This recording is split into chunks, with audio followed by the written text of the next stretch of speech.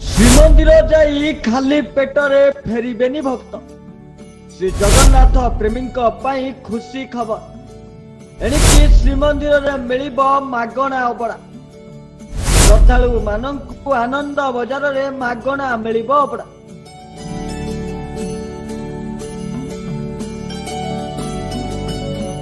ଶ୍ରଦ୍ଧାଳୁ ମାନଙ୍କୁ ଆନନ୍ଦ ବଜାରରେ ମାଗଣା ମିଳିବ ଅବଢ଼ା। ଆଜ୍ଞା, ମହାପ୍ରଭୁଙ୍କ ଭକ୍ତ ମାନଙ୍କ ପାଇଁ ଖୁସି ଖବର। ଏଣିକି ଶ୍ରୀମନ୍ଦିରରେ ମିଳିବ ମାଗଣା ଅବଢ଼ା।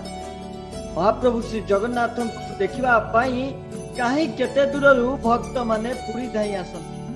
ଶ୍ରୀମନ୍ଦିରରେ କାଳିଆକୁ ଦର୍ଶନ କରିବା ପରେ ଶ୍ରଦ୍ଧାଳୁ ଆନନ୍ଦ ବଜାରରେ ଅବଢ଼ା କିଣି ଖାଆନ୍ତି। ଏପରି ମାନ୍ୟତା ରହିଛି ଯେ ଅବଢ଼ା ପ୍ରସାଦ ସେବନ ଦ୍ୱାରା ଅନେକ ପାପରୁ ମୁକ୍ତି ମିଳେ। ମହାପ୍ରଭୁଙ୍କ ଏହି ଦିବ୍ୟ ମହାପ୍ରସାଦ ଏବଂ ଦିବ୍ୟ ସୁଗନ୍ଧ ଆଉ ଦିବ୍ୟ ମହାପ୍ରଭୁଙ୍କ ତୁଳସୀ ପତ୍ର ଆଉ ପୁଣି ସେ ମାଟି କୁଟୁବାର ବାସ୍ନା ଓ ଆକାର ସତରେ ମନକୁ ଯେମିତି ପରମ ସୁଖ ମିଳିଯାଏ। ମନରେ ଆସିଯାଏ ଏକ ପ୍ରକାରର ଭିନ୍ନ ଧରଣର ଶାନ୍ତି।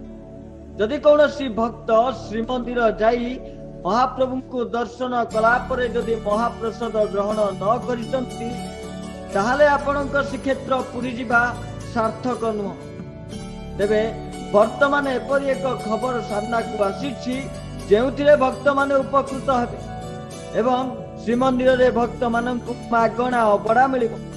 ସୂଚନା ଅନୁଯାୟୀ ଶ୍ରୀମନ୍ଦିରରେ ପ୍ରତ୍ୟେକ ଦିନ 1,00,000 ରୁ 2.5 ଲକ୍ଷ ଭକ୍ତଙ୍କୁ ପ୍ରସାଦ ମିଳିଥାଏ। ଆଇନ ମନ୍ତ୍ରୀ ପୃଥ୍ୱୀରାଜ ହରିଚନ୍ଦନ ଏହି ବଡ଼ ବୟାନ ଜାରି କରିଛନ୍ତି। ଏଥିରେ ଖବର ଭକ୍ତମାନଙ୍କ ପାଇଁ ଖୁସି ଖବର। ମହାପ୍ରଭୁଙ୍କୁ ଦର୍ଶନ କରିବା ପରେ ସେମାନେ ଶାନ୍ତିରେ ବସି ମାଗଣାରେ ଅବଢ଼ା ସେବନ କରିପାରିବେ। Bureau report, news alert 24x7।